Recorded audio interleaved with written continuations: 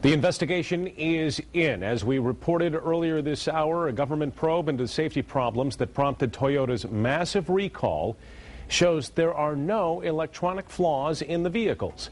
The investigation found that sticking accelerator pedals and pedals that got trapped on floor mats were the only known causes for those reports of runaway Toyotas. Joining us live in studio for more on these findings and what is next for Toyota is auto analyst Kim Korth. Kim, thanks for your time tonight. Shares of Toyota, they ended the day on Wall Street. They were up 4.3% higher. But is the damage in some extent already done here for Toyota? Can they recover from this ultimately? Well, they've already recovered because they were a strong company and the people that own Toyotas were already pretty loyal. But there will always be an urban legend, regardless of the fact that they proved that everything they said was correct, as people are going to remember, a big chunk of the population, that isn't that the car company that had all those acceleration problems? Yeah. So it's somewhat sad that it got so blown out of proportion. But from a technical standpoint, everything they said was true. Are they relieved, Toyota? Are they relieved today, or are they ticked off now? I think a little bit of both would be my guess. I mean, there's no question they're more relieved than ticked off from the standpoint as they can say going forward in their advertising and all of their public relations that we are science-based, we are focused on quality, and that we dealt with it. And they took a huge hit, whether that from stock, the penalties they had to pay to the government. I think it was over $48 million. So at least they can say going forward, where we might have botched the way we handled this from a technical and safety standpoint, we were correct.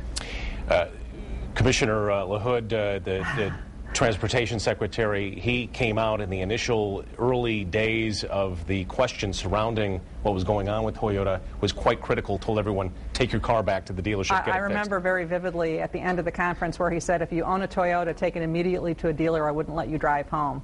I don't think an apology is quite enough on Mr. LaHood's behalf on Toyota. I don't think Toyota can expect that, but he clearly didn't even fan the flames. He threw gas on them. And to end up being completely incorrect, because as it turns out, 88 to 90% of the problems, even more than that, are a driver error. It wasn't even a sticking gas pedal. It was, they've concluded it's people step on the gas pedal instead of on the brake. Exactly, but it was that perfect storm, too, because the media started to pick up on that. Correct. And that it threw fuel on the fire, and Toyota wasn't very quick to respond. Well, there's no question that Toyota bears a significant amount of the responsibility for allowing this to tip into the major media story. I think they massively underestimated what modern media will do is once you become the story, it doesn't even matter. And that became the story for about 2 months, and it took them a while to recover.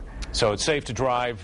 They've got this figured out. What do they do with the floor mats now? Is that a redesign somewhere? I think they're working on the redesign, and I think they're just going to quietly hope that goes away and start talking about their safety record again. Probably. Kim Korth, the auto analyst, joining us live in studio tonight. Kim, thanks for your insight. You're welcome.